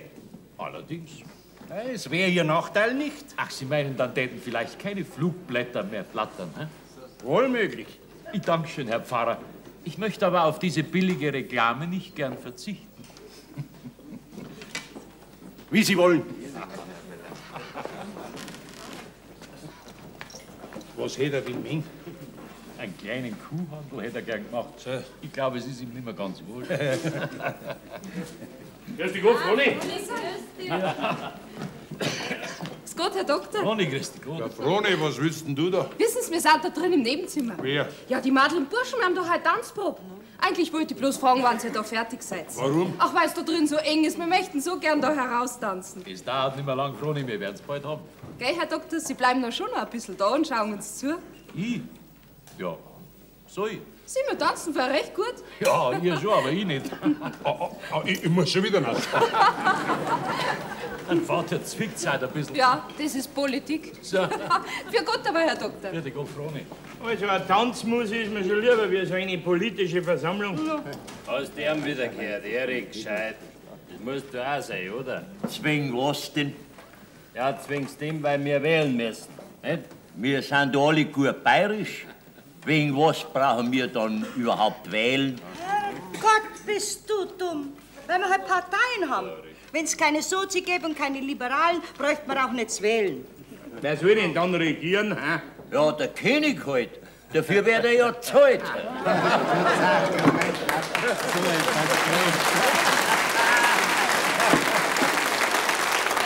Pass auf, Mari. Ich hau schon so fest rein, dass der Filzer gewiss wieder reinkommt am Landtag. Du, dann hätten wir's wieder schön, gell? Ja. Seid stark, jetzt geht's auf. Wir beginnen jetzt mit der Diskussion.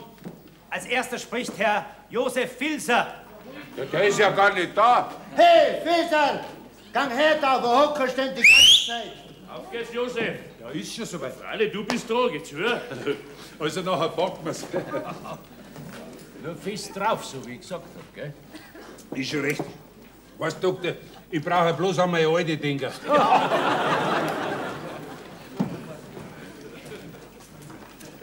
Geliebte Zuhörer und meine Herren. Bravo! Halt's Maul. Wenn einem Bauern die Wagenteichselbrocher ist, nachher lasst er einen Wagner kommen und nicht einen Bäcker. Ja. Und wenn ein Gaul krumm geht, nachher holt man nicht einen Schneider, sondern einen Viechdoktor. Und genau so ist es in der Politik. Wir brauchen als Vertreter der Landwirtschaft, des Bauernstandes, einen Mann im Parlament, der wo die notleidende Landwirtschaft kennt. Einen Menschen, der wo einen schönen Preis für die Milch rausschlägt.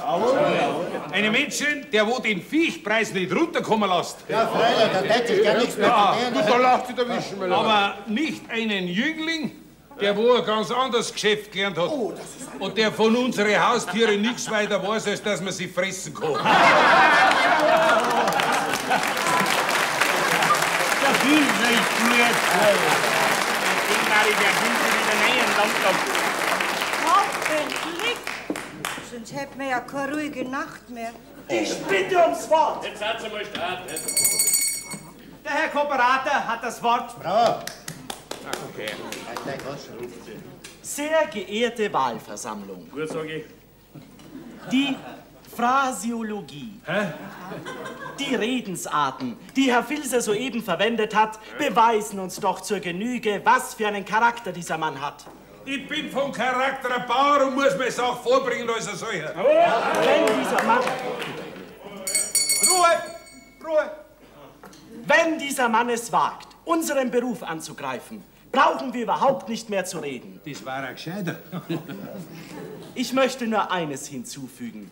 Dass man ins Parlament Leute schicken muss, die in den geistigen Disziplinen bewandert sind, die eine Bildung besitzen und die zumindest orthografisch richtig schreiben und lesen können.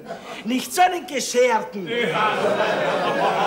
wie dieser Herr Filzer es ist, der unserem Wahlkreis zur Blamage gereicht und durch seine traurige Ignoranz unsere ehrwürdige Partei aufs Tiefste schädigt. Ich bitte ums Wort. Herr Filzer hat das Wort. Liebe Mingenhartinger und Landsleute und Wähler. Bravo.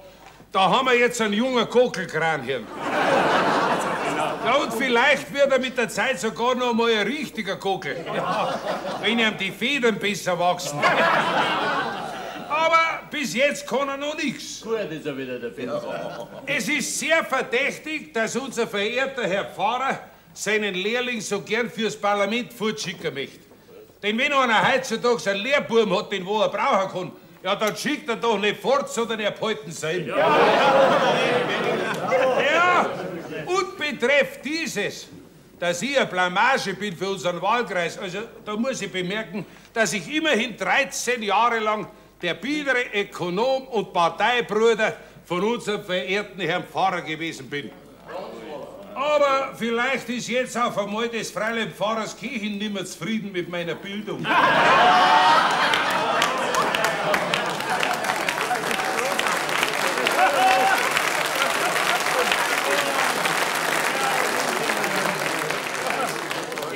ums Wort.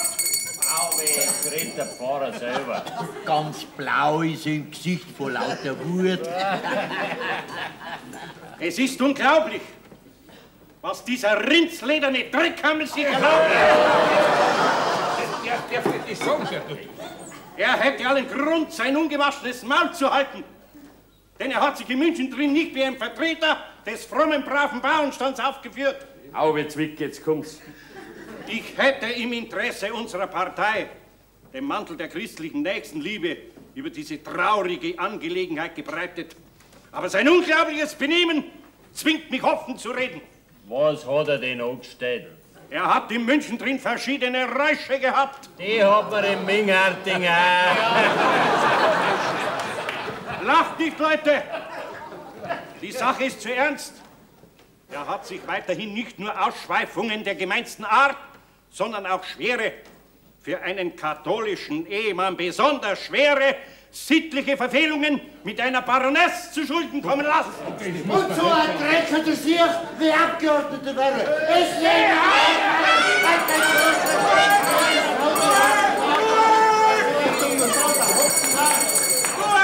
Das ist ein Lug! Das ist mein Advokat! Ja, dieser Advocatus Diabolus. Diabolie, Herr Pfarrer Genitiv.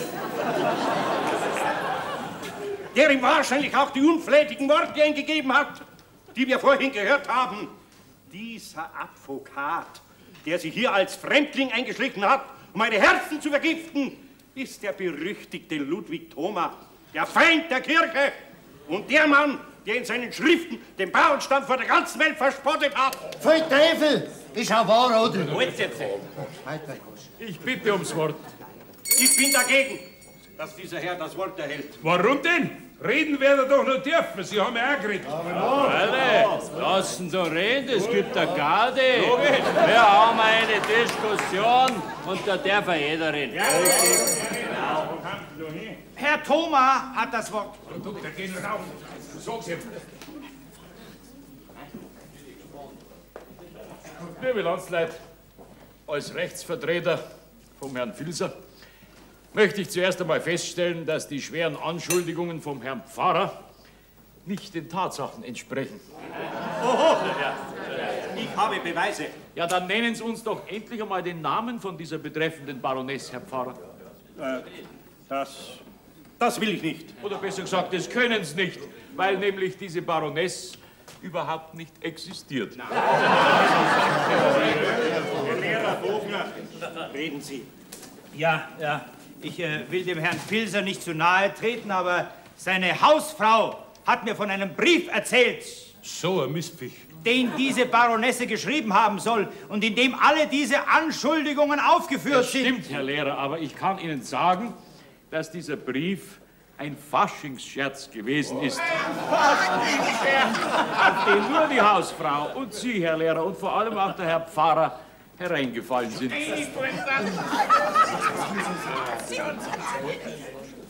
Ja, liebe Leute, damit wäre eigentlich mein Auftrag erledigt, wenn nicht der Herr Pfarrer so unvorsichtig gewesen wäre und hätte mich persönlich angegriffen.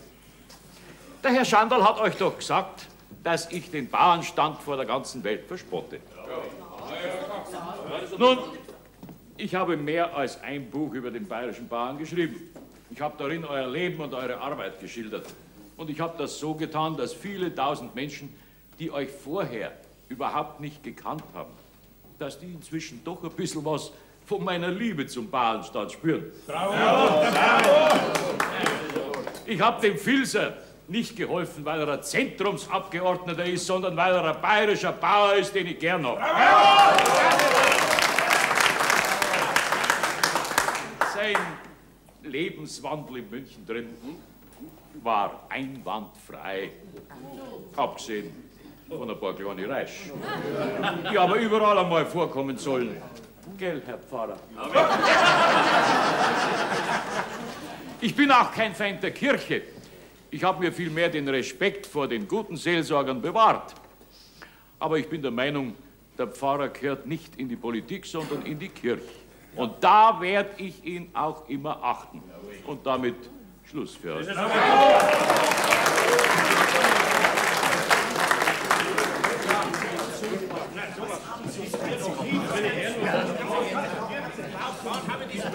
Dr. Thomas, das ist ein Mann. Der gefällt mir. Du, da schau hin, der Pfarrer und der Kobrater gingen und der Lehrer natürlich auch. Ja, die haben wir jetzt ausgespielt, gell, Mari? Ja. Herr Lehrer, Sie sind das größte Rindvieh, das auf Gottes Erdboden herumläuft. Ja, aber wieso denn ich, Herr Pfarrer? Schweigen Sie! Wie können Sie mich einer solchen Blamage aussetzen? Ich hatte doch keine Ahnung, dass Sie öffentlich darüber reden werden, Herr Pfarrer. Man verdächtigt doch nicht einen Menschen, wenn man nicht feste Beweise in Händen hat. Gehen wir, sonst kommt die ganze Horde. Ja, sonst kriegen wir gar noch Prügel. Prügel? Na, das fehlte noch. Nein, diese Bayern. Jetzt hilft nur noch die Filzerin. Kommen Sie, die holen wir jetzt. Hol mal hin.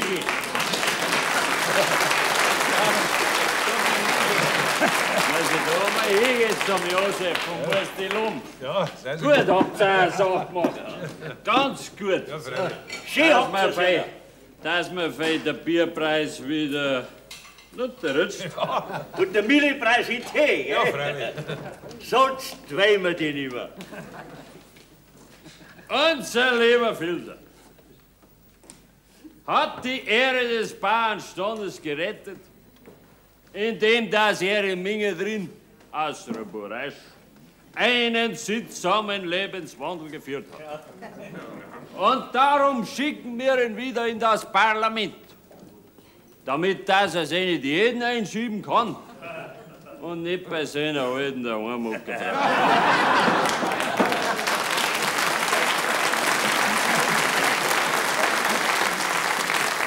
Ich fordere alle Anwesenden auf.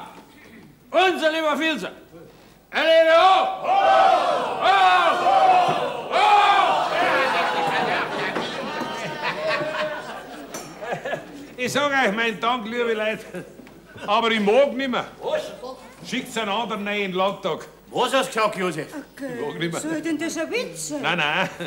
Ja, der Filzer, der ist gut. Ich red für ihn und er mag nicht mehr. Nein, ich mag nicht mehr. Ein Bauer bin ich und ein Bauer bleibe ich. Jawohl. Recht hat er, Leute.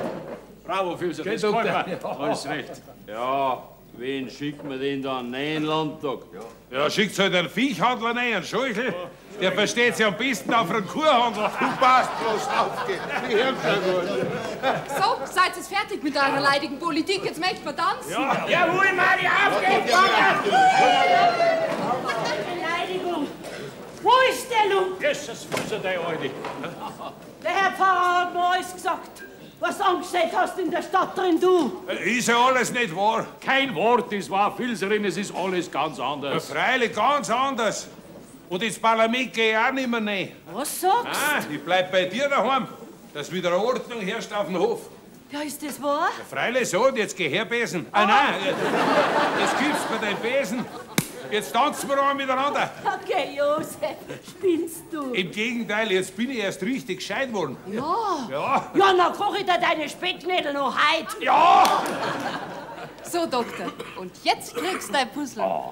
Ja.